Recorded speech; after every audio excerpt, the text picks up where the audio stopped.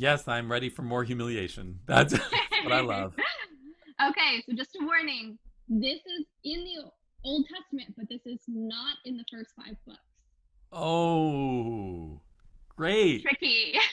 Last week was too easy, so I'm going to try a little harder. Okay, we'll see. Okay. He doth execute the judgment of the fatherless and widow, and loveth the stranger, in giving him food and raiment. Love ye therefore the stranger, for ye were strangers in the land of Egypt. Huh. And you're telling me that's not in the Torah? That's not in the first five books? Mm-mm. Wow. So when in doubt, um, extemporaneous. So that's which means I have no idea, but I will say that idea of loving the stranger and that we have an obligation to love the stranger is mentioned in the Torah 36 times. It's like the most frequently said thing in the Torah. So the fact that it also appears outside the Torah is not such a big surprise.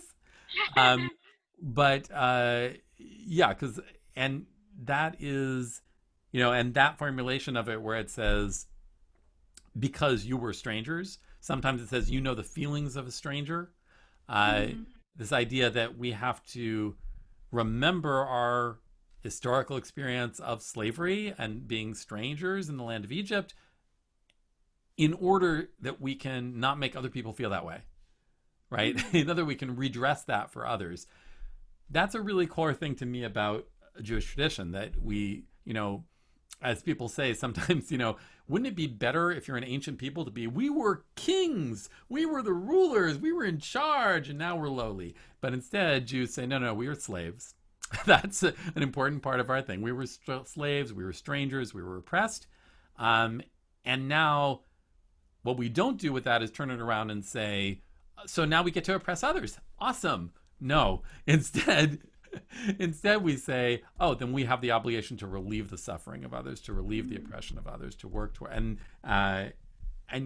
that, although certainly there have been Jews involved in oppression throughout the ages, unfortunately, you do see a lot of Jews working on behalf of other people. Even today, in the United States, there's this disproportionate number of Jews who are, say, lawyers who work for the ACLU and people like that. So that's good. As far as coming back to that thing I was trying to distract you from about where the heck that might show up in the Tanakh, in the Bible, I'm at a loss. Let's see. Can you give me a hint? Like, what is it? A prophetic book? No hints. No You're a hint. rabbi. Just take a guess. Take a guess. Uh, Isaiah. It is Deuteronomy. But you told me it wasn't in the first five books. Oh, dang it! You, I lied. you cheated. Oh, bummer. My mistake. Aha! I was right. That gives me Yeah, a win. that gives you a win. Okay. So it's 2-0, Rabbi. Wait, did I win the last one? Awesome.